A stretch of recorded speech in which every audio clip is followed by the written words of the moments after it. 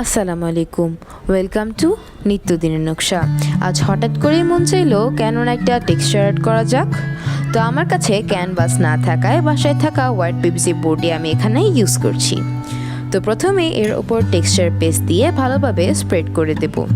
এরপর একটা ফোমের সাহায্যে ড্যাব ড্যাব করে টেক্সচার পেস্টটা সবখানে সেট করে নেব। এখন এটা শুকানোর জন্য অপেক্ষা করতে হবে।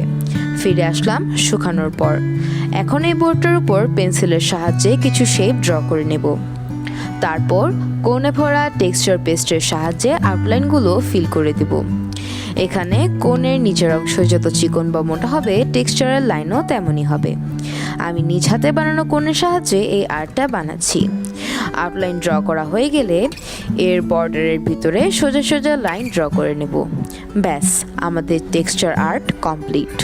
অন্য কোনো সময় এটির কালারিংয়ের ভিডিও নিয়ে হাজির হব। আজকের জন্য এতটুকুই। আল্লাহ হাফেজ।